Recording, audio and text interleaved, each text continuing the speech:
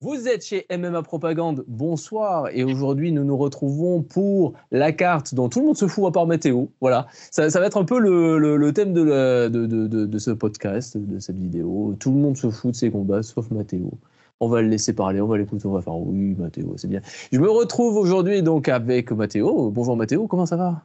Ça va très bien pour une carte qu'il n'y a que moi qui attends, comme tu as pu le dire. Absolument, Mais très très alors bien. là, mais moi je sais pas pourquoi je suis là. Je suis aussi avec Jérémy. Comment ça va Jérémy? Bonjour tout le monde, écoutez, merci, très bien, très content aussi de partager cette vidéo avec un nouvel invité que tu vas présenter. Absolument.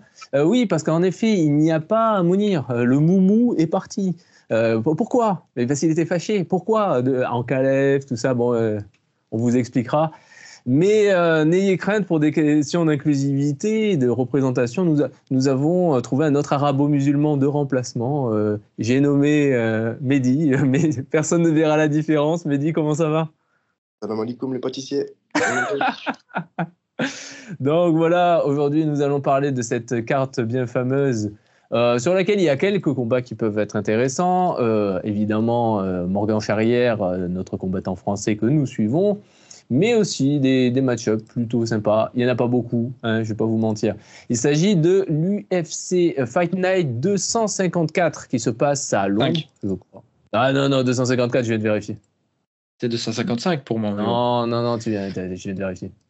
Je suis désolé, j'ai dit 255. Je suis professionnel, je l'ai devant les yeux sur. Voilà, c'est tout, Mathéo. T'es viré, Mathéo.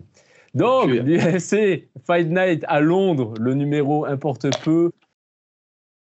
Avec combat principal, Leon Edwards contre Sean Brady. Co-main event, Jan Blachowicz contre Carlos Hulberg. Gunnar Nelson contre Kevin Holland. Je fais semblant d'être super motivé, mais honnêtement, bof. Et combat intéressant, donc Morgan Charrière contre Nathaniel Wood et Jordan Vucinic. Alors c'est intéressant parce qu'ils sont déjà affrontés avec Charrière et ils sont juste à côté dans les combats. Le combat qui me hype le plus, et là c'est sincère, j'arrête d'être sarcastique, c'est l'honneur Kavanagh contre Felipe Dos Santos. Ça, moi je prends. On commence par le petit résumé des bangers à venir, des combats à ne pas rater de Mathéo. Mathéo, c'est à toi. C'est parti. Bon, déjà, on part sur une entrée début de carte, premier combat, Guram Kutateladze. Bon, il y en a, pour beaucoup, il est très apprécié. Moi, je trouve qu'il est un peu surcoté. Je sais que Mendo, mon collègue de MMA Propagande, il est d'accord avec moi sur ça. Je trouve qu'il est un peu surcoté, trop gros problème de cardio, même s'il a un striking vraiment impressionnant. Là, ils lui ont mis quelqu'un, je trouve, parce que même à l'UFC, il a quand même eu des bourbiers, des combats bourbiers. Il a eu Gamrot, il a eu aussi Vucenic qui a fait son premier combat contre, notamment. Et il a aussi Brenner. Donc là, il prend un match-up un peu plus favorable. Donc ça va être pas mal. Franchement, pour un premier combat sur la carte, c'est pas mal. Après, il y a Lou Grant contre Nathan Fletcher. Donc ça, c'est un combat qui aurait pu être pour la ceinture au Cage Warrior dans la KT. Ils ont notamment déjà combattu contre. C'était en amateur. Fletcher s'était imposé. Je pense que c'est très probable que ça soit encore la même chose, mais c'est un combat qui peut être très intéressant. Ensuite, il y a Poulaïev contre D'ailleurs, Duncan. je dis Kaolan Loufran qui a affronté Taylor C'est ça, Lapidus. pareil. C'est ça. Donc Poulaïev qui a combattu au Contender Series, il m'a pas très impressionné et Duncan c'est quelqu'un que j'apprécie énormément. Il fait vraiment la guerre de la totalité de ses combats, même s'il a un peu plus de mal actuellement à l'UFC. Il n'arrive pas vraiment à montrer le potentiel qu'il a montré au Cage Warrior. Donc là, ils lui ont mis un adversaire pareil, un peu plus pour lui, pour faire un highlight, je pense. Vu que c'est un Anglais, ils veulent le faire briller sur une carte à Londres. Ensuite, mon gars sûr, Thibaut Goat, qui revient sur une carte à Londres. Le futur champion de la KT. Non, je rigole. Bon, ça va être un combat où il affronte quand même Mike Parkin, qui fait partie des prospects de cette KT. Mais bon, on va pas se mentir, chez les poids lourds, il n'y a pas vraiment de prospects qui m'intéressent actuellement à l'UFC. La KT est vraiment vieillissante. Et justement, il n'y a pas de renouveau. Donc, on va voir s'il arrive à passer déjà l'ogre Tibura, on va dire. Ensuite, comme a pu le dire juste avant Jiri, Lunar Kavanagh contre Felipe Dos Santos, ça c'est vraiment le gros combat des prélims. Kavanagh, c'est vraiment... Le gars, c'est un 125 livres, un 57 kilos, et le gars, il est éteint, donc c'est assez impressionnant. Et Felipe Dos Santos, on se rappelle, il avait notamment fait son entrée à l'UFC sur un short notice contre Manel Cap, et il avait tenu la drage et autres. pour un combat en short notice contre Manel Cap qui aura probablement, actuellement, ce sera peut-être le prochain contender à la ceinture. Et après, malheureusement, il avait perdu, s'était incliné. Il est en 2-1 à l'UFC, donc attention. Et là, il prend un bourbier quand même qui est Cavana. Moi, Cavana, c'est mon gars sûr dans cette KT et je pense qu'il pourrait même faire encore un gros KO. Franchement, à ce niveau-là, éteindre dans cette KT, c'est assez impressionnant. Donc ça, c'est vraiment le combat qu'il faut pas rater. Ensuite, il y a Jay Herbert, l'anglais qui affronte Padilla. Padilla qui est en 2-0 à l'UFC. Ça va être un gros combat aussi. C'est les lightweight, donc on sait que ça, dans tous les sens, ça va taper fort. Ensuite, Wood, Shahir, on en parlera un peu plus après. Et Vucenic Duncan, donc Duncan qui avait notamment qui s'était imposé par soumission contre Oki Bolaji, notre compatriote belge, au dernier UFC Paris, qui va affronter du coup l'anglais Vucenic.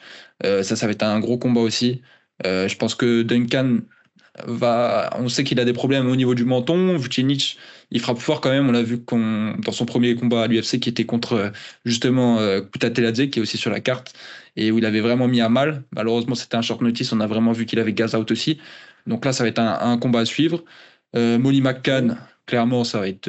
On espère qu'elle se fait éteindre. Et ensuite, il y a Kevin Holland contre Gunnar Nelson. Ça va être intéressant de voir quand même. Hollande, on sait qu'il est beaucoup plus performant quand il est en 77 kilos. On sait que son dernier combat, c'était à 84 kilos. Et en plus, on a pu voir qu'il cut quasiment rien du tout. Il avait affronté un deux Reader qui lui cut énormément. Et que du coup, ça a fait mouche, en fait. Il s'est fait soumettre direct. Donc là, intéressant de le revoir en 77 kilos. Gunnar Nelson qui fait son retour. En fait, tu vas nous faire toute la carte. En fait. Pour moi, la carte est intéressante. Il nous fait tout le podcast. En fait, il a cru que toute la carte était les prélims. Et il s'est dit, allez, on fait je suis un des disciples de Dana White pour vous vendre la carte, c'est sûr.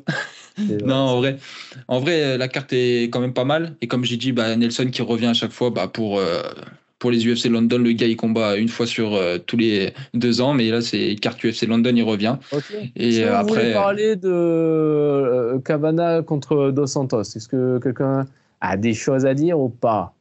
Mehdi, est-ce que tu as des choses à dire? Toi qui es invité ici, dis-nous.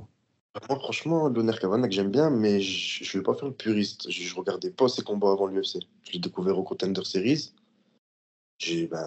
Forcément, j'ai bien aimé. Mais j'attends quand même encore de voir, même si je suis dans le train comme Matteo, parce que Matteo me l'a beaucoup vendu, mais j'attends encore de voir parce que franchement, je connais pas encore trop bien le combattant. Je sais que c'est un bon striker qui frappe fort, mais j'ai pas encore assez d'informations pour faire le puriste sur Cavana. Tu connais toi, Jérémy? Ouais, j'ai regardé uniquement son dernier combat. Et c'est ce combat, donc Felipe Dos Santos, Mystic Matt l'a bien pointé du doigt, c'est effectivement celui qui est rentré en short notice contre Manel Cap et qui a fait un combat incroyable. Il avait 22 ans à l'époque, je ne sais pas s'il en a 22 ou 23 maintenant, 24. Mais il avait 22 piges. C'est un combat qui est intéressant, mais moi je vois relativement Felipe devant. Je trouve que techniquement il est quand même incroyable. Il tient, il encaisse très très bien. D'ailleurs, on l'a vu aussi contre Manel Cap qui peut frapper fort quand il s'y met et il a encaissé. Il me semble, alors j'ai pas tout le combat en tête, mais il me semble qu'il a mis lui-même Manel Cap en difficulté debout de par sa puissance de frappe aussi, extrêmement technique. Il a ce style très brésilien, quoi, tu sais, où il avance avec les mains devant, un peu Muay Thai, comme ça, il t'envoie des bons. Ouais, voilà, exactement. Un peu à la Oliveira. Donc, je trouve que c'est un combat qui est. Ouais, oui, de toute façon, la plupart des Brésiliens, je pense que. Ouais, ce style brésilien qui est. Et donc, alors, le Cavana, il est très bon, mais après, je pense qu'il peut se faire prendre de vitesse et de technique par Dos Santos. Après, en termes de cardio, je ne sais pas trop ce qu'il vaut, par contre, Cavana. Ça, je ne veux pas parler sur quelque chose que je ne connais pas. Alors que Dos Santos, on l'a vu tenir largement les 3 rounds à plein régime. Donc, moi, je mettrais quand même une pièce sur Dos Santos. Dos Santos, il me donne une impression. Des fois, on voit des gars, ils sont jeunes, ils font une perf, on ne les attend pas. Et parfois, on a tendance à les surcoter. Parce qu'on se dit, oh, mais s'il fait ça en short notice, s'il fait ça à 22 ans, s'il fait ça contre Manel Cap, alors ça veut dire qu'il a un pur potentiel. Et des fois, c'est vrai. Mais des fois aussi, les gars, ils rentrent, ils font le combat de leur vie. C'est-à-dire, ils donnent tout, ils sont prêts à tout. Et aussi, peut-être, des fois, ils sont pris un peu de haut par leurs adversaires. Je me demande si ce n'est pas le cas pour Dos Santos. Mathéo, t'en penses quoi? Moi, je suis d'accord sur ce que tu viens de dire. Je pense que c'est pas impossible qu'il se fasse cut très prochainement parce que là, s'il paye, il sera en 3-1, mais qu'il revienne à l'UFC peut-être dans 3-4 ans où il aura pris de l'expérience sur un circuit peut-être américain ou LFA et qu'il revienne à l'UFC et faire un meilleur deuxième run. Parce que là, pour moi, Cavana, franchement, même s'il est il est en combien? Il est en 7, 8, non, il est en 8-0. Il a pris vraiment que des bons combats. Au Contender Series, c'était contre un gros prospect vietnamien, pardon. Après, il a battu aussi son dernier combat à l'UFC, c'était contre un prospect 7-0, je sais, Ochoa. Et là, par contre, on avait vu le KO au Contenders, il était magnifique. c'était magnifique, ouais, C'était incroyable. Wow. Et son dernier combat, ouais, on a vu qu'il était en difficulté, mais c'était contre aussi quelqu'un qui n'était pas très connu, mais qui était en 7-0, et on a vu que c'était compliqué. Mais je pense que avec le mélange des deux styles, moi je trouve que Kavanagh est beaucoup plus rapide justement, contrairement à ce qu'a pu dire juste avant Jérémy, avec son style in and out où il cogne, il rentre, il tape très fort. Il est aussi, attention, même si on le voit comme un profil striker, il est aussi bon au sol. Souvent les Anglais, surtout de la Great Britain Top Team, où il y a aussi Nathaniel Wood qui est dans la même team et qui combattra sur la carte. Les Anglais, ils sont souvent très très complets. Et souvent, du coup, ça leur pêche un peu dans le sens où ils n'arrivent pas à faire beaucoup de finish. Et lui, vu qu'il a le KO power, et ça fait que pour moi, il est vraiment très fort et qu'il a du potentiel. Donc pour moi, en tout cas, je pense vraiment. Après, peut-être je suis biaisé parce que vraiment, c'est mon prospect que je kiffe avec Joshua Van dans la KT. Mais moi, je pense qu'il va passer encore ce test de Santos. Et surtout que de Santos, on l'a déjà vu perdre contre Cap, c'est fort. Et André Lima aussi, qui était un prospect, qui a combattu sur la carte de la semaine dernière et qui s'est encore imposé. Moi, je pense qu'il est arrivé trop tôt à l'UFC, je pense. Pour lui, ça va être trop compliqué. La dernière victoire de Loner Kavanagh, Ochoa. Ouais. Il s'entraîne avec Felipe dos Santos. C'est Diego Lima, là-dessus. Je vais te dire ça tout de suite. Normalement, si. Shoot box Diego Lima. C'est ça. Diego Lima, ouais. Ça veut dire. Moi, c'est une vraie question. Ça, c'est vrai.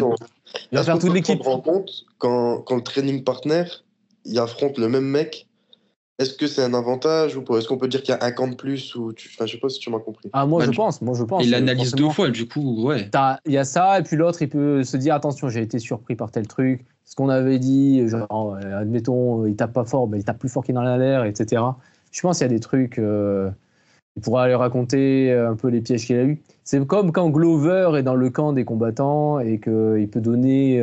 Ouais, par exemple, il peut donner des conseils. En fait, ça apporte beaucoup de choses, je trouve. Parce que moi, j'ai cette théorie sur. Après, on en reparlera dans une autre vidéo, mais Khamzat DDP. Khamzat, quand Darren Till affronte Duplessis, c'est Khamzat qui fait tout le camp avec Darren Till. C'est vrai. Ça va être intéressant. Alors, oui, mais on digresse un peu, mais je ne suis pas sûr que Khamzat contre Dricus, ça se gagnera au game plan. Et je pense pas que ce soit une question d'analyse. Je pense que c'est vraiment, ça va se jouer au physique. Ouais, mais après, ce qu'il dit, c'est intéressant. Au niveau des sensations que Till a pu ressentir pendant le combat, il pourra tout donner à Khamzat, et ça, c'est un plus. Après, il y a aussi quelque chose, c'est que prenons ce cas-là, c'est pas pour digresser, c'est pour faire un parallèle, mais les combattants changent aussi avec le temps.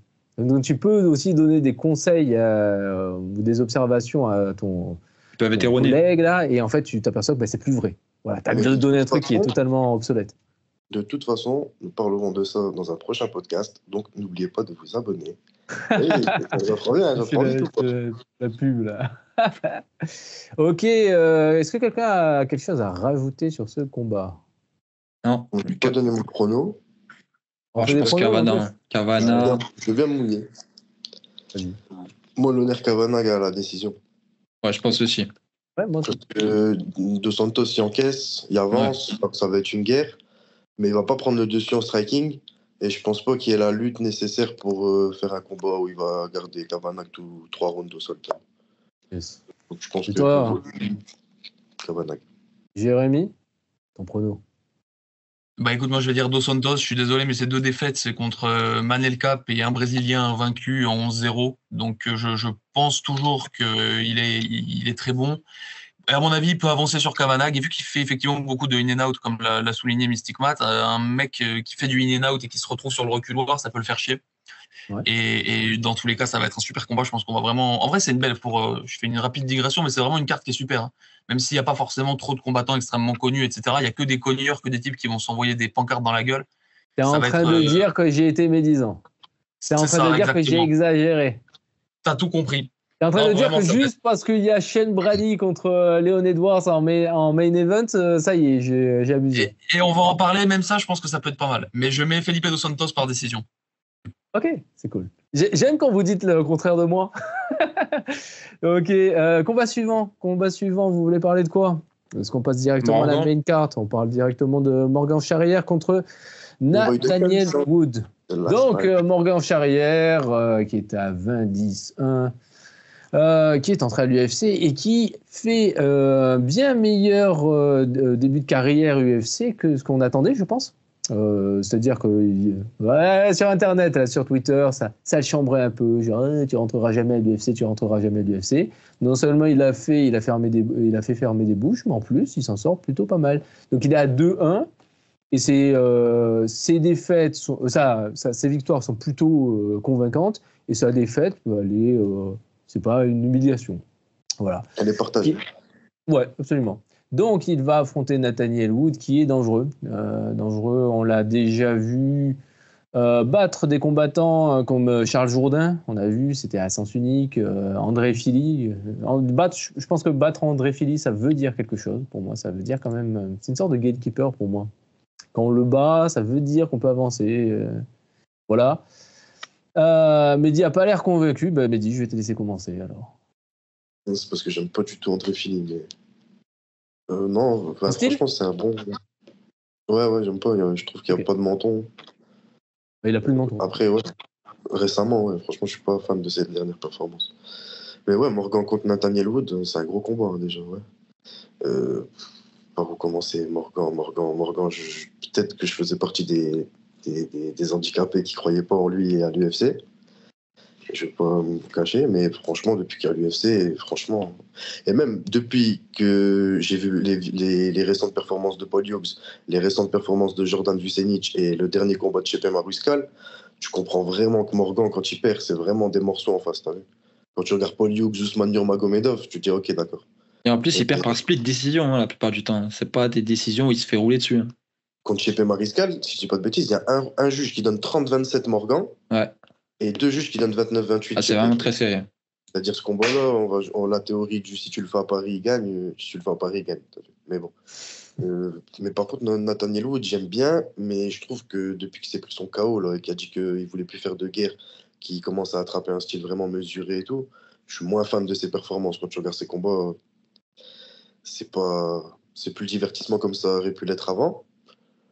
Mais ouais, moi par contre, Team Morgan, hein, Team The Last Pirate.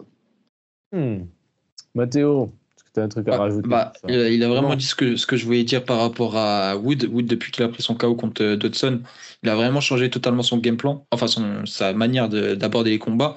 Il a fait que des décisions après ça, alors que justement avant ce KO, il faisait beaucoup de finish, notamment par soumission.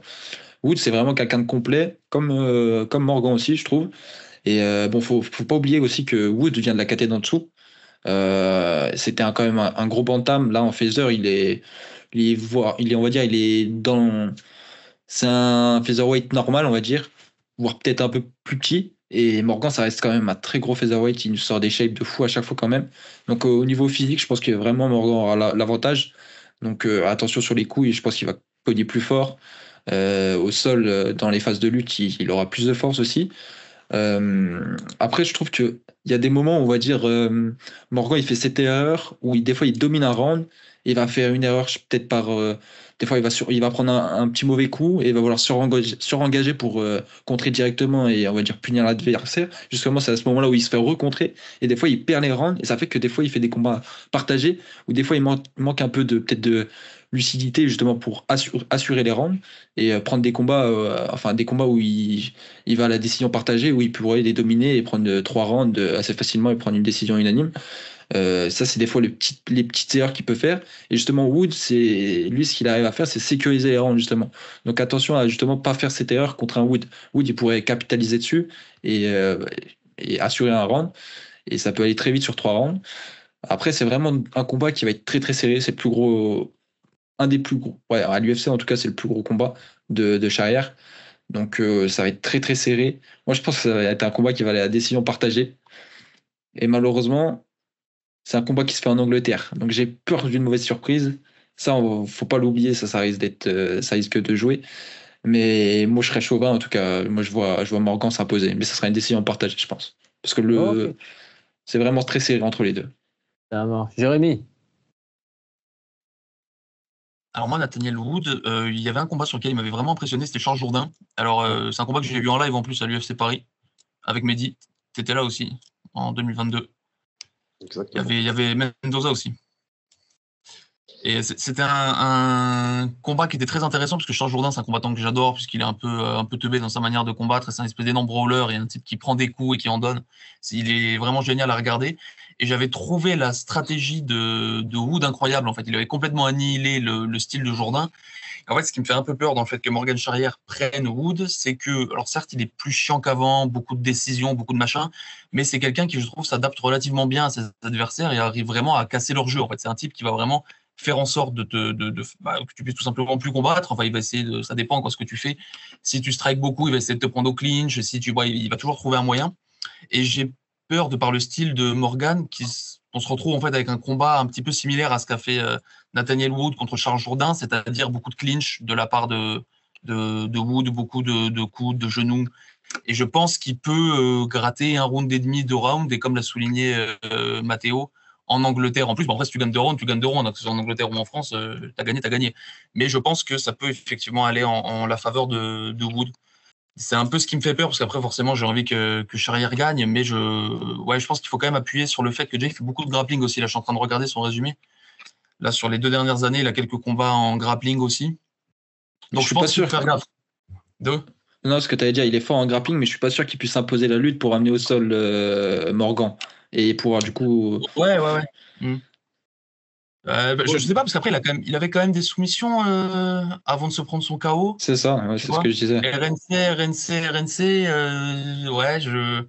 faut faire attention. Je pense que c'est un combat qui peut être plus compliqué que ce qu'on peut penser aussi, qui peut être potentiellement plus chiant, parce que s'il y a beaucoup de clinch, de catch control, des trucs comme ça, je pense qu'on peut relativement se faire chier.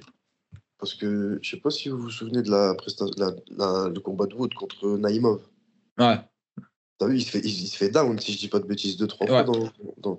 Et franchement, je pense que si Morgan y avance comme Naïmov il faisait, face à Nathaniel Wood, qui le dit ouvertement dans les interviews que j'ai vues récemment, là, que depuis le KO contre Dodson, il veut une approche plus intelligente du combat, éviter de prendre des coups et tout.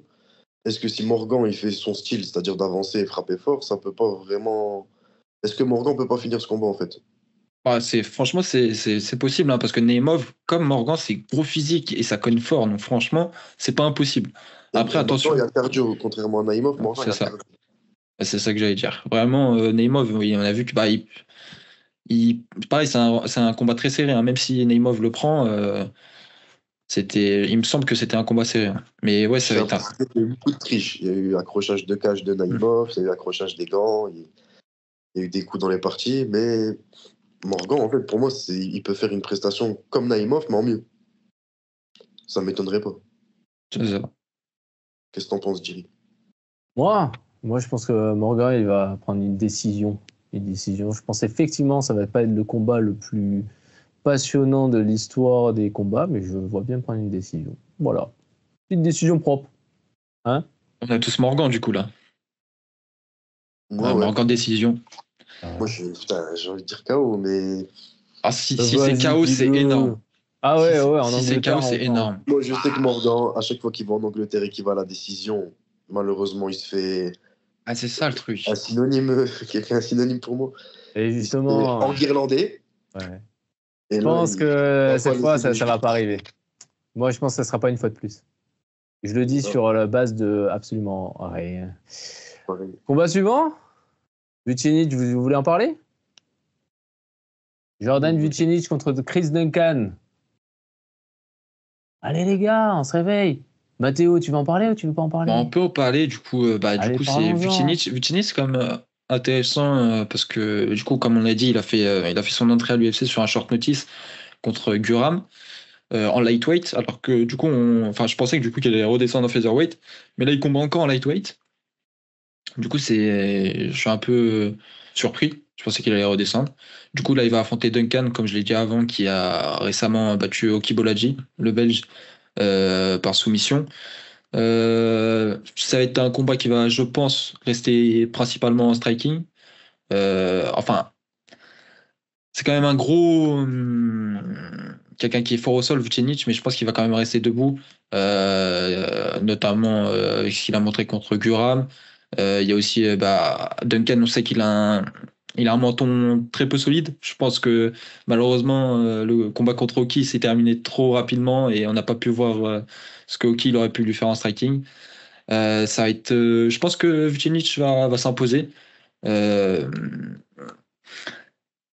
il a vraiment montré, comme on a pu le voir, enfin, ses seules défaites, c'est Guram sur son entrée à l'UFC, Paul Hughes, et un combat en début de carrière, donc c'est quelqu'un quand même d'assez solide, même s'il y a beaucoup de gens qui, on va dire un peu l'idée que les gens qui arrivent du Cage Warrior, ils sont un peu surcotés. Mais même si c'est réel, il y a quand même des gars qui sortent du Cage Warrior qui sont solides, et ça va être un gros combat, je pense. Je pense que Vucenic va réussir à finir Duncan. Ok, ça marche. Qui veut rajouter quelque chose à ça? J'ai une question à poser.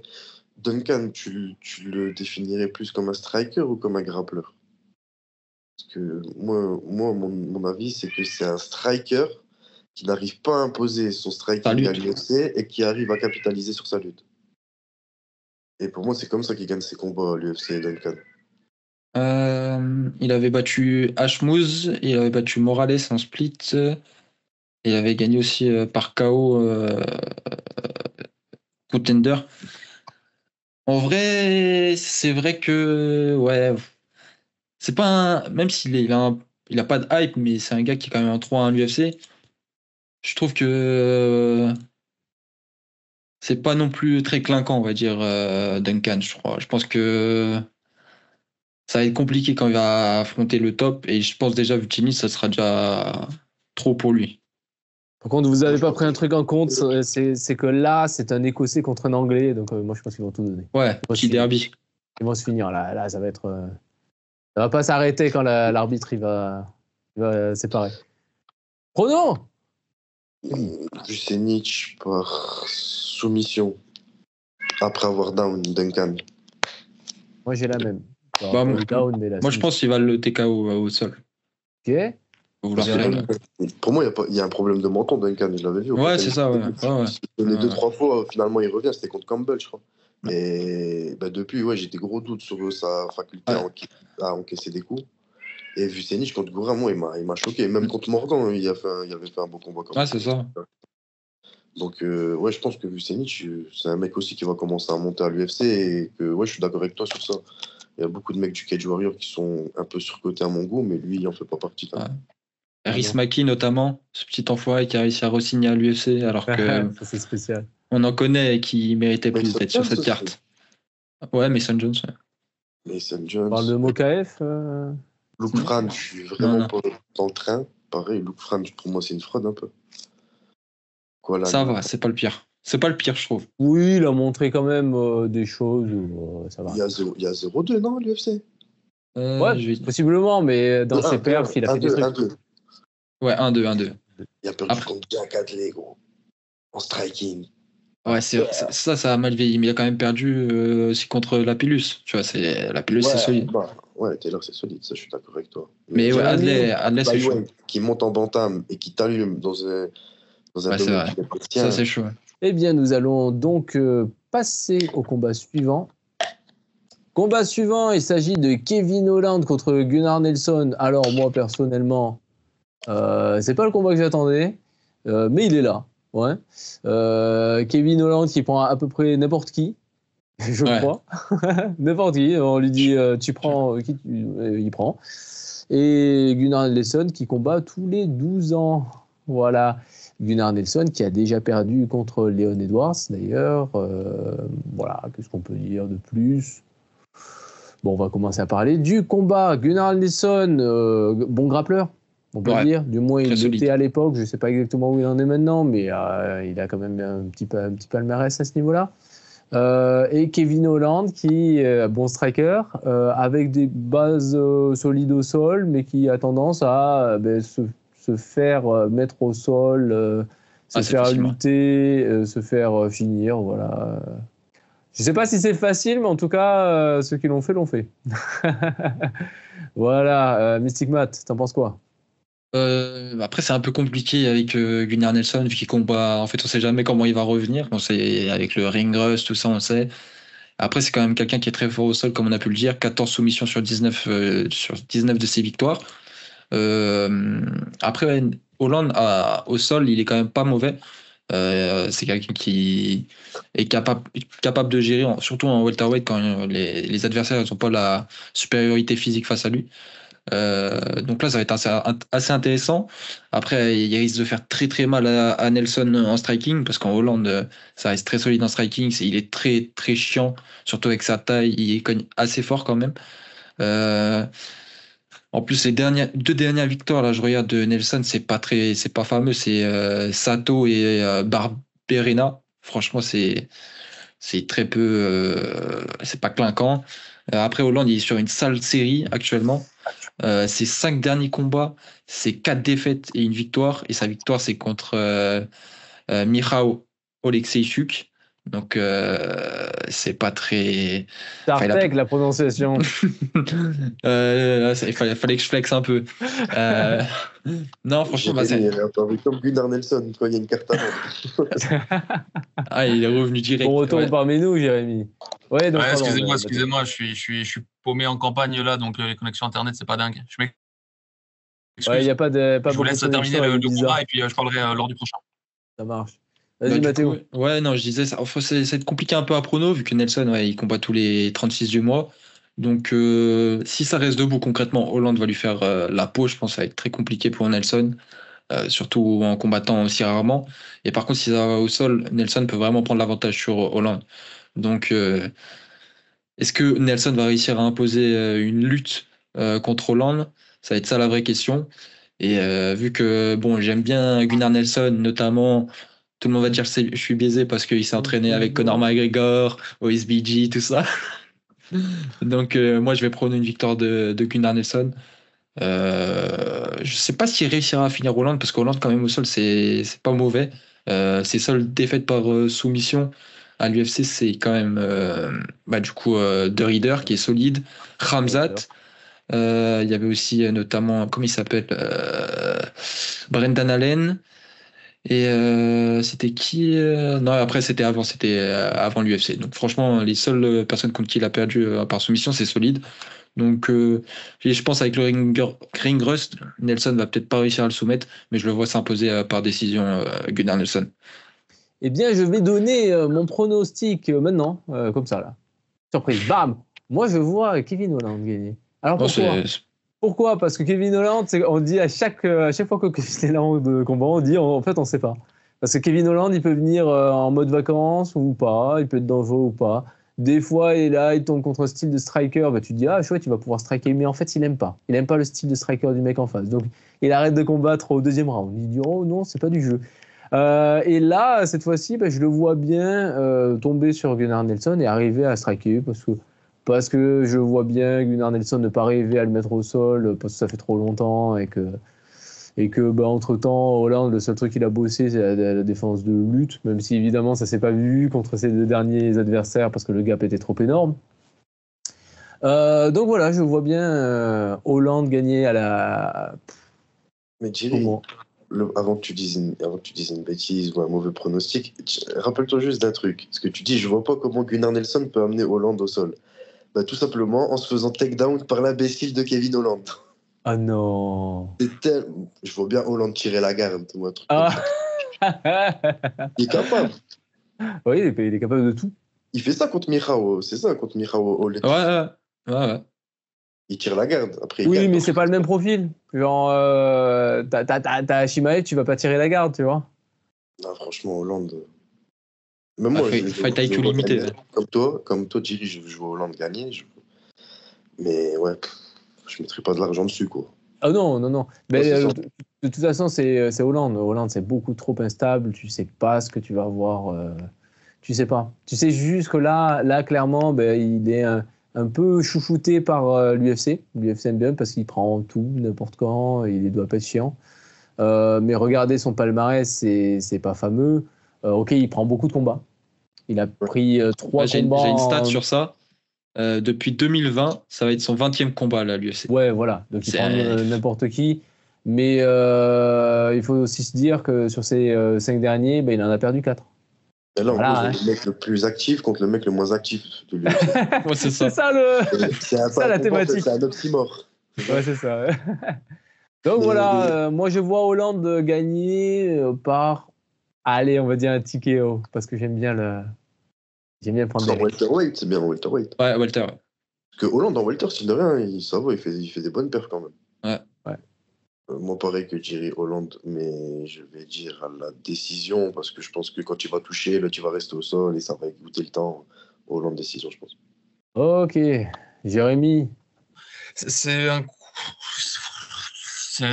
pronosticable, ce truc. T'en as un, tu l'as pas vu depuis la chute du mur de Berlin, et puis l'autre, il a combattu avant-hier, il s'est mangé un KO. Donc, tu mets les deux ensemble, tu te demandes ce que tu peux prono. Non, Nelson est très mauvais debout et Hollande est très bon debout. Et Nelson est un tueur à gages au sol et Hollande est pas mauvais au sol, mais c'est pas une folie. Non, je mettrais quand même une pièce sur Gunnar Nelson parce que je pense que moins combattre, ça reste mieux que beaucoup combattre.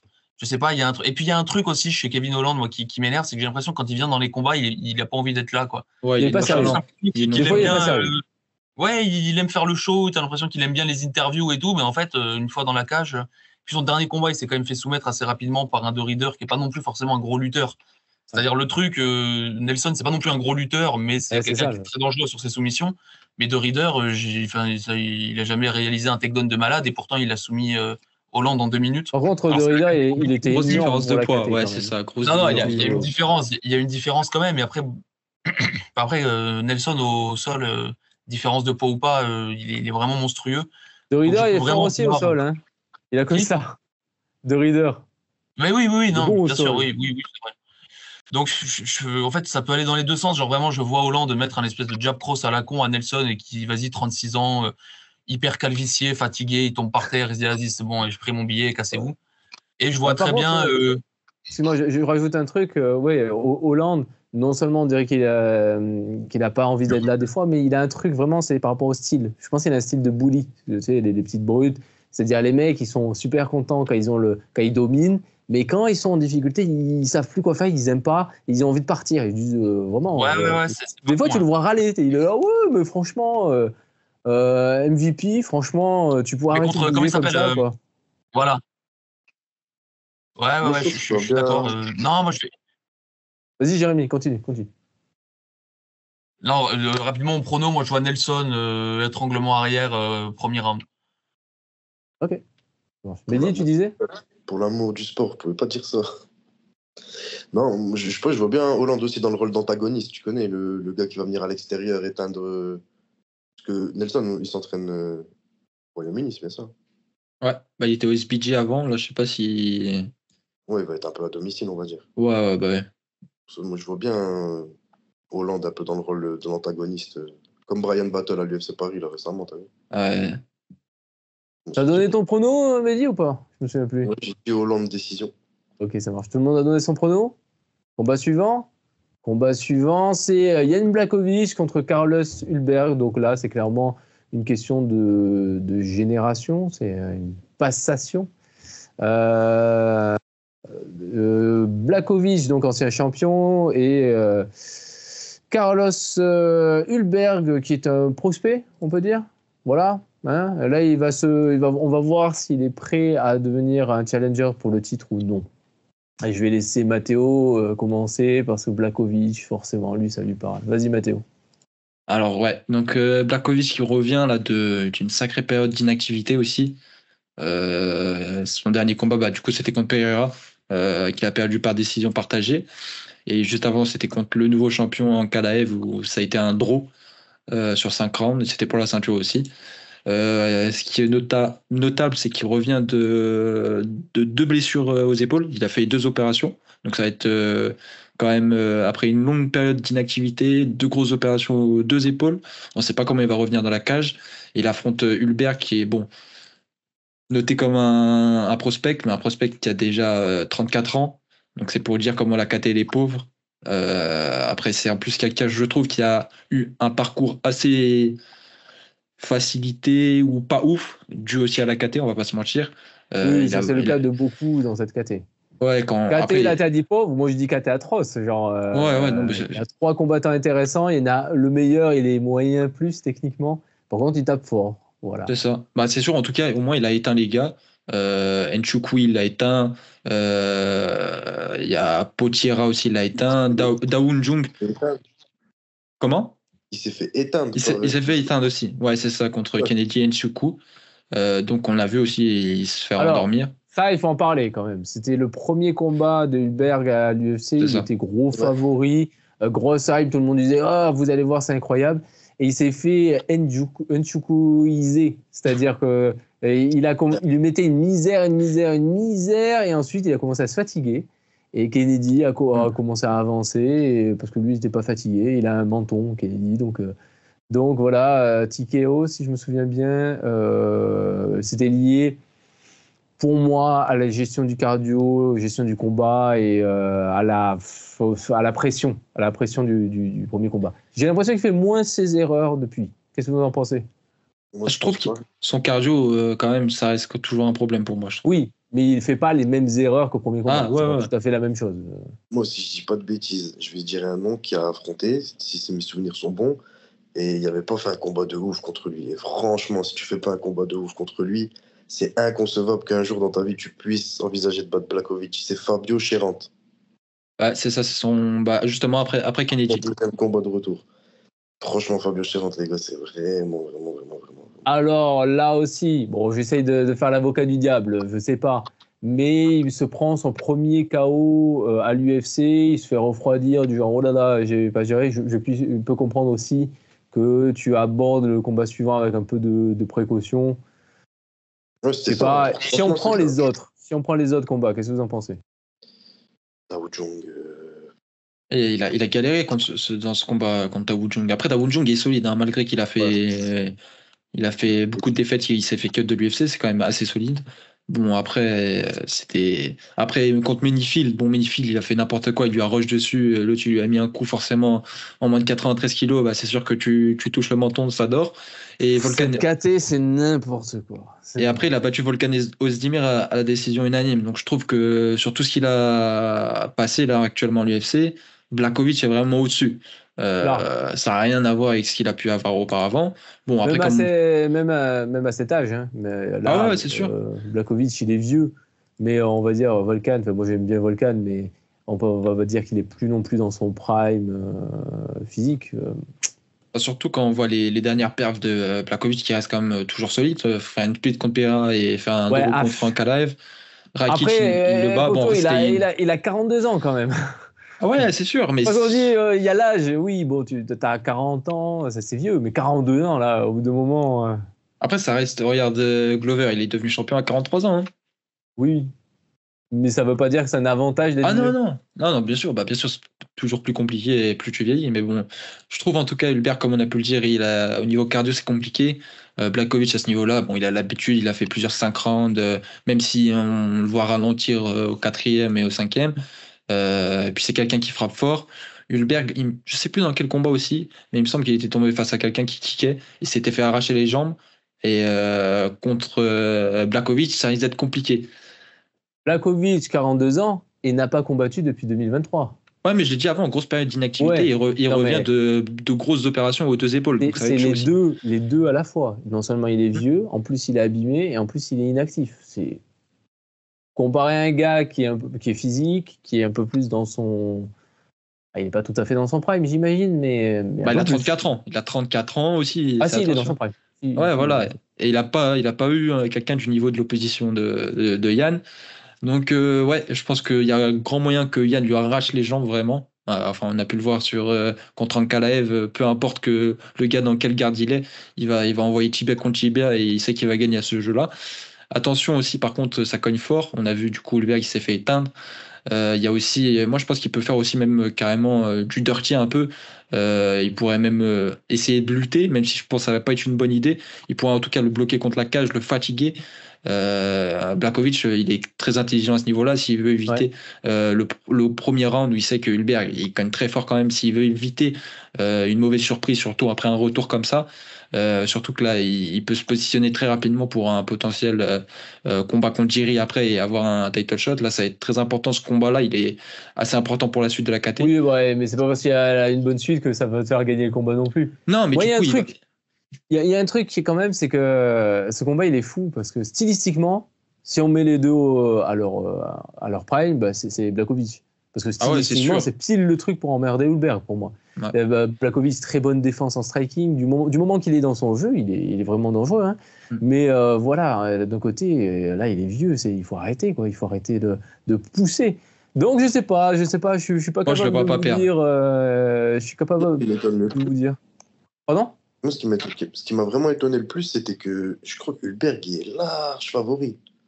Je vais dire ça. Les bookmakers, il me semble, hein, de ce que j'ai vu à la sortie des odds. Peut-être pas maintenant, mais. Ouais. Et ça m'avait quand même étonné, parce que Blachowicz, ça reste quand même. Ah ouais, c'est vrai, t'as totalement raison. Hulberg à 1,50 et Blachowicz à 2,60. Ouais, mais c'est l'âge, les gars, c'est l'âge. Ouais, c'est ça, l'inactivité. Plus l'inactivité, qu'est-ce que tu veux faire ? Donc, prono, moi, non, Jérémy, tu veux rajouter un truc sur ça, peut-être ? Moi, je pense que Blachowicz va lutter. Et ça, on n'en parle pas beaucoup, mais c'est possible. Il est bon lutteur. Alors, je pense qu'il n'est pas trop con en plus, Blachowicz. C'est-à-dire que pas mauvais lutteur, je dirais pas bon lutteur non plus. Non, mais attends, ce que je veux dire, c'est que pour la KT, il n'est pas mauvais du tout. Enfin, c'est toujours pareil, oui, bien entendu. Si tu le mets, je sais pas moi. Pertinent. Ouais, je pense qu'il est pas très con non plus, Blachowicz. C'est pas l'espèce de bourrin qui est juste cogné et qui avance et qui va juste décrocher. C'est quelqu'un qui peut se dire, écoute, j'ai 42 ans, j'ai les épaules, j'ai des vis dans les épaules, je suis fatigué. Le mec en va s'il a envie de me massacrer. Et je pense qu'avec juste un round de lutte, Hulberg, il peut être complètement crevé. Et ensuite, Blachowicz peut le finir même en anglaise au second, troisième, ça me choquerait pas du tout. Donc je vois bien Blachowicz être peut-être un peu plus patient, tu vois, moins compter uniquement sur son anglaise et ses kicks et peut-être aller chercher la lutte ou le clinch. Et je pense qu'il a beaucoup plus d'expérience. Il sait aussi ce que c'est que de se faire taper sur la gueule et de se manger des pancartes. Il sait ce que c'est le haut niveau de l'UFC. Tout ça, c'est des trucs qui jouent aussi. Puisque même 42 ans en light heavyweight, tu perds pas forcément ni ta puissance, ni ta force. Peut-être un peu le cardio. Mais je suis pas certain que Hulberg se soit non plus foudre de guerre. La vitesse et la réactivité, c'est ça qui part. Le coup d'œil. Ouais. Écoute, à voir. En tout cas, son dernier combat contre Pereira, je l'avais pas trouvé vraiment complètement aux fraises d'un point de vue striking. Donc à moins que là, ils reviennent complètement diminués, mais ça, je peux pas le prévoir, je peux pas savoir. Ouais. Mais je mettrais, moi, quand même largement Blachowicz devant et je dirais qu'il va potentiellement pas mal lutter. Mais on peut peut-être avoir un KO de Blachowicz, genre au troisième round, tu vois, avec un Hulberg complètement cramé, plus de cardio. Voilà. Plus de cardio, plus rien. Il se prend 2-3 low kicks, il a les mains basses et bam, il se prend une espèce de pancarte dans la gueule et puis il tombe foutu. Donc moi, voilà, en tout cas, c'est mon prono, mais je pense qu'on peut avoir pas mal de lutte et de clinch du côté de Blachowicz. Bien, moi, mon prono, ça sera Blachowicz aussi, mais à la décision. Et je vois Blachowicz fatiguer Hulberg, parce que c'est ça qu'il faut faire, je pense. Je pense que le style de Blachowicz, même à 42 ans, c'est défensif, il va pas laisser passer les coups. Donc, Hulberg va s'épuiser. Et au bout d'un moment, il sera épuisé. Il va s'épuiser, donc il sera épuisé. Logique. Et voilà. Après, je pense que Blachowicz ne va pas trop tenter, notamment parce que voilà, s'il y a blessure et tout, il va pas risquer de se prendre un compte sorti de nulle part. Il va juste gérer le combat face à un mec épuisé. Donc il va prendre une décision. Voilà. Prono suivant, qui n'a pas prono encore ? Moi, je vais dire Blachowicz TKO round 3 aussi. Il y a aussi à noter qu'il y a notre compatriote Kevin Jousset qui sera dans le coin de. Enfin, je sais pas s'il sera dans le coin, mais en tout cas, il est à Londres pour sparer, pour faire le sparring partner de Hulberg. Ok, cool. Mehdi ? Ouais. Blachowicz, décision, pareil. Je pense que, comme Jérémy a dit, s'il fait son combat intelligemment, qu'il arrive à lutter au premier round et ensuite fatiguer Hulberg et gagner les échanges, ça suffira. Pas forcément le mettre KO. Mais je pense, décision, je pense. La propagande Blachowicz reprend sa couronne. Ouais, non, mais c'est non, reparti. s'il te plaît. On non, est genre... ça va, tu vois. La catégorie a assez souffert comme ça. Peut-être qu'il faudrait tous les enlever et changer par des vrais combattants. Voilà. Combat suivant, donc dernier combat de la carte. Alors celui-là, je vais pas vous mentir, c'est pas celui qui m'attire le plus, qui m'intéresse le plus. Mais c'était pas celui de base sur la carte. Mais, c'est vrai. Mais, en même temps, à prono, c'est pas si facile que ça. C'est pas si facile. Je dis du mal du combat parce que je suis une langue de vipère, mais c'est pas si facile à prono que ça. Donc, c'est plutôt un bon match-up. Pourquoi c'est pas si facile à prono? Parce que Leon Edwards, il a beaucoup de compétences. Il est fort un peu partout. Il sait tout faire. Mais est-ce qu'il a envie de tout faire? C'est pas dit. On sait pas. Il a un truc. Des fois, il combat. Tu sais pas s'il veut y aller. C'est pas. Des fois, tu as l'impression que son corner lui gueule dessus et que lui, il veut pas démarrer. Pardon? C'est juste un mec kill. Ouais, c'est ça, ouais. Non, mais je croyais aussi que c'est stylistique. Des fois, quand il est emmerdé, il sait pas comment se dépatouiller des situations. Mais et face à Shane Brady qui, lui, pile le style pour perdre normalement contre Léon quand il est motivé. Mais voilà, qu'est-ce qui va se passer? Je ne sais pas qui veut commencer à en parler. Mehdi, en tant qu'invité, tu veux? Quel honneur. Moi, franchement, je déteste Sean Brady, pour commencer mon élocution. On est deux. Et qu'est-ce que je trouve pas je l'ai vu se prendre un bouillon en anglaise contre Chiesa. Et non, franchement, pour moi, Edwards, il a toutes les armes pour battre Brady, mais je pense qu'il va perdre, parce que Edwards, quand il est pas dans son combat mentalement, il peut perdre contre Roxanne Modafferi, quoi. Donc, il faut la respecter. Il faut la respecter. Il faut la ref aussi. Hein. Ouais, grave. Ça fait, franchement, moi, Edwards, quand il est pas dedans, il est pas là, mais à chaque fois qu'il est underdog à l'UFC, il a gagné son combat, là, il est underdog. Mais franchement, je sais pas. Alors ça, j'adore ce genre de stats. Je crois que c'est Jérémy qui dit ça. C'est comme l'astrologie, mais pour les fans du UFC. Il n'a jamais perdu un combat le 13e jour du mois. Tu vois, ce genre de truc. Tu te dis, mais oui, mais ça n'a aucun sens. Il n'a jamais perdu 3 combats d'affilée. Oui, bon. Ça, c'est drôle.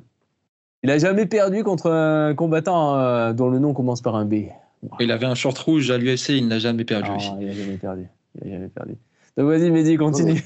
Il y a des combattants, quand ils sont underdog mentalement, ils se mettent une. Tu vois ce que je veux dire? C'est pas un facteur en mode il y a le short rouge ou. Là, c'est qu'ils se disent ok, les gens ils croient pas en moi, moi je vais leur prouver qu'ils ont tort. C'est une mentalité, c'est une façon de penser, c'est un mindset. Ouais. Non, mais franchement, Brady est chaud au sol, par contre, il est vraiment fort au sol. Il peut embêter Edwards au sol, mais Edwards, il arrivait quand même de battre Ousmane, Covington, il a galéré contre Belal, mais Belal, c'est chiant, t'as vu? Et je pense que Belal, c'est chiant, mais regarde le style de Belal, regarde le style de Brady, il y a quand même des choses en commun. Belal est un Brady, faut oublier en anglais. Oui, non, mais ça d'accord. Mais ça, c'est parce qu'ils ont le même style, donc ça se joue sur les points faibles finalement qu'ils ont. Et là, c'était l'anglaise. Parce que en gros, Belal, il a un jab et pas Brady. Mais par contre, ils aiment beaucoup clincher. Et ils sont très forts pour clincher. Brady, apparemment, de ce qu'on dit, il est très fort physiquement. Il te colle à la cage, c'est relou, quoi. Il y a un petit bloc là, il t'écrase. Et t'as pas envie d'aller au sol avec lui, normalement. Je vais intervenir. Vas-y. En tant que seul fan de Sean Brady, de ce système solaire, et peut-être d'ailleurs même bien plus, il faudrait qu'on fasse des recherches. Mais en tant que seul supporter de Brady, je me dois d'intervenir. Moi, je pense que ça peut être un combat très chiant pour Leon Edwards pour plein de raisons. Déjà, premièrement, il a une pression énorme sur les épaules. Sean Brady, beaucoup moins. Il arrive un peu en short notice, il s'en fout, il perd. Il affrontera un mec dans le top 5 et il gagne, tant mieux pour lui. Il s'est vraiment amélioré en anglais, j'ai trouvé. Son dernier combat, c'est contre Gilbert Burns, qui gagne par décision. Le combat juste avant, c'est contre Kevin Gastelum, qui soumet au round numéro 3. Et tu le vois vraiment contre Burns, qu'il est beaucoup plus à l'aise, je trouve, debout. Il boxe beaucoup mieux. Burns, quand même, il touche. Bon, c'est pas un maestro du striking, Burns, on est d'accord. Mais quand même, c'est quelqu'un qui a de la puissance, qui touche, qui a de l'expérience. Et Sean Brady le malmène à certains moments. Et moi, je vois vraiment une espèce de décision ou une soumission sur tu vois, fin 4e, milieu du 5e round pour Brady, avec un Brady qui potentiellement peut avancer en anglaise. Il est énorme en plus. Il y a vraiment une espèce de physique de bodybuilder. Alors, je vais revenir sur ça quand même. Il y a eu une photo où ils étaient habillés, très mal habillés d'ailleurs, l'un en face de l'autre, là que j'ai vu tourner sur Twitter. Et attention au physique de Edwards. Franchement, je m'attendais à un Brady énorme devant Edwards. Et en fait, tu te retrouves avec un Brady qui fait 5 cm de moins et qui n'est pas forcément. Après, ils sont habillés, ils ont des t-shirts, des pulls, des machins. Voilà, je ne suis pas parti inspecter le truc au muscle près. Mais physiquement, j'étais quand même assez surpris. Donc, je pense que vraiment, mon prono va pouvoir un peu plus s'étayer une fois. qui seront dans la cage. ou juste en Léon, face il à a face, mais- toujours eu un gros physique. Ouais, oui, c'est non, mais- un physique qui est très propre. Mais le truc, c'est que Brady, il est petit trapu, mais surtout, apparemment, pour son poids, il est très fort. Il a beaucoup de C'est-à-dire force. que Ouais, ouais. il t'attrape et toi, tu fais genre, ah, finalement, non. Je sais pas. Non, je vois une décision pour Brady, tu sais, un truc à la con, du genre juste il va un peu galérer en anglaise, mais il va choper Léon en clinch, beaucoup de cage control, beaucoup de sol, et avec un Léon qui va absolument essayer de se démerder, de pas se faire soumettre en fait au sol. Et j'ai peur de tomber en fait sur un Léon Edwards qui boxe ou qui kick ou qui strike pas vraiment comme il peut le faire face à un autre striker quel qu'il soit, parce que il vient de se faire ragdoll par Belal Mohamed et qui a effectivement certains liens dans le clinch et dans la lutte et le sol avec Brady, et donc il va se mettre, tu vois, il va être beaucoup plus timide sur le reculoir et je le vois se faire clincher, se faire amener au sol et voir carrément, ouais, pourquoi pas taper au 4e, 5e round, tu sais, un truc, il sera fatigué, tu auras son corner qui va essayer un peu de le hyper, tu vois. Don't let you bully, Sonia, il sera là en train de pleurer toi, dans son corner et puis il va se faire un truc à la con, tu vois. Mais il a quand même passé une Kimura à Gastelum, hein, Brady, déjà pour passer une Kimura, je trouve que c'est assez rare comme soumission. Et en plus, à Gastelum, c'est. Oui, alors Après, Gastelum dans il est la fatigué, KT, là, oui, quand il est arrivé. il était Non, pas mais très- c'est quand même Gastelum. Tu passes une Kimura Ouais, à mais Gastelum. moi, je pense suis que tu désolé, aurais c'est pas passé rien. Gastelum ce jour-là, tu vois. Moi, j'aurais parié sur toi. Personnellement. Non, Je suis c'est pas tendu. convaincu. Non, mais je donne mon prono tant qu'à faire et franchement, chez Brady, parce qu'il est chiant, il est fort. Il a fait pas mal de pronos, donc déjà, il faut, enfin, de pronos, pardon, comment dire, d'avancées Progrès. techniques entre son combat, entre Gastelum Progrès. et Gilbert Burns, vraiment meilleur debout. Donc, à voir ce qu'il va nous offrir ici. Mais moi, j'ai Brady. Je vais dire Brady. Ah ouais, non, moi pour revenir sur ce qui a pu être dit, ouais, en fait, je pense qu'on a trop dans la tête la dernière perf catastrophique de Edwards. Même si en vrai, bon, quand j'ai regardé la scorecard, moi j'ai pas regardé les combats, je vais pas vous mentir, le combat il était pas ouf. On se demande pourquoi. Mais sur la scorecard, il perd deux rounds, enfin deux juges donnent 48-47 et un 49-46. Donc ça reste quand même serré sur la scorecard. Et on sait que, bon, même si moi sur ce combat-là j'avais Edouard, je pensais qu'il allait battre Belal. Belal, il a vraiment montré une amélioration depuis, notamment sur sa lutte, etc. Et je pense pas que Brady puisse faire ce qu'a fait Belal en lutte. Même si, attention, par contre, Brady a vraiment un meilleur sol que Belal, mais je pense pas qu'il a la lutte pour imposer sur Léon, sachant que Léon, c'est quand même un sacré bon gars pour défendre la lutte. Il est pas mauvais. Il a notamment, il était pendant la période où il y avait beaucoup de lutteurs dans cette KT. Il a affronté 3 fois Ousmane, Covington. Il a affronté aussi Belal 2 fois. Il a quand même, quand je regarde son pourcentage de takedown defense, c'est 65%. Donc c'est quand même assez solide. Et Brady, c'est pas non plus le lutteur incroyable. Donc je pense qu'il est capable de tenir en tout cas le combat debout. Et debout, on sait que Brady, pareil, c'est le gars qui s'est fait finir par Belal en striking et qui a pris un bouillon, comme a pu le dire Oui, mais Mehdi. là, c'était par Chiesa. Belal Poirier. Ouais, mais bon, ça reste quand même choquant hein, quand on sait que c'est sur sa longue liste, c'est un des seuls finishes qu'il a pu faire. Belal, c'est quand même dire que ouais, c'est choquant. Et vraiment, debout, il y a un monde, tu vois, en termes de striking, ça va être très chaud. Et le gros point d'interrogation pour moi, c'est le mental justement d'Edwards. Et ce qui va être dans son combat ce soir-là, est-ce qu'il aura mis son caleçon fétiche? Est-ce qu'il va être là à vouloir vraiment éteindre Brady? On ne sait pas. Et franchement, c'est vraiment sur ça pour moi que ça va jouer. Parce que s'il commence à give up mentalement, Brady, même s'il n'a pas le niveau extrême en lutte, et il va réussir à l'amener au sol. Et après, au sol, ça risque d'être compliqué, même si Léon, il n'est pas mauvais non plus au sol. C'est un gars qui est vraiment complet, mais qui est aussi très attentiste. Donc, moi, je pense que Edwards, il va réussir à garder le combat un maximum debout, faire des dégâts avec son. J'espère qu'il va exploser la jambe avant de Brady pour justement lui éviter aussi qu'il mette en place une lutte potentielle. Et du coup, moi, je pense qu'Edwards va s'imposer par décision. J'aimerais bien qu'il le finisse parce que Brady, pareil, je suis un des haters, je l'aime pas trop. Et comme ça, Mendoza, il sera très content aussi. Alors moi, je vais vous dire, t'as dit un truc, on a trop le dernier combat de Léon en tête. Et c'est vrai. Et alors, ce qui est drôle, c'est qu'on a aussi trop un autre combat en tête, c'est celui contre Ousmane où il met le kick. Et il a les deux, Edwards. On a l'impression que c'est un tueur debout qui peut finir n'importe qui. C'est pas vrai. Il fait que des combats à la décision, c'est super chiant. C'est super chiant. Ça, c'est Leon Edwards. Quand il combat, c'est chiant. Et donc, le kick, bon, qui était quand même sorti de nulle part, c'était incroyable. Le kick contre Ousmane. Mais c'est pas un truc qui va arriver comme ça. Donc, moi, je vois pas trop de façon de finir. Enfin, je sais pas, il est pas comme ça. À part s'il met vraiment une misère en striking. Il faut qu'il mette du débit. Faut pas qu'il reste attentif, et attentif comme il fait d'habitude. Mettre la pression. Mais ça, c'est très psychologique. Donc, on est obligé de faire des sortes de pronostics sur la psychologie de Leon Edwards. Et là, moi, je le vois bien. Alors, vraiment, ça repose sur rien. C'est du prono. Ça sert à rien, je vais pas vous mentir. Voilà, mais c'est comme ça que je le vois. Je le vois bien avoir du mal avec la pression d'être à la maison. Être à la maison avec tout le monde qui est là. Et puis, mais alors, Léon, réveille-toi. Oui, mais... et voilà. Et je le vois bien reculer face au style juste parce qu'il aura peur pas d'aller au sol. Il va pas aller au sol. Mais il aura peur de se faire clincher, tout simplement. Il va se faire coller la cage, ça va être super chiant. Je pense que ça va être super chiant. Mais voilà, je vois... après, l'inverse ne m'étonnerait pas. Hein. Comme j'ai dit, Léon, il pourrait gagner, mais je vois Brady prendre une décision. Je vois Léon reculer. Je vois Léon plus avoir envie d'être là, honnêtement. Et ouais, c'est tout. Et ça va être un combat atroce.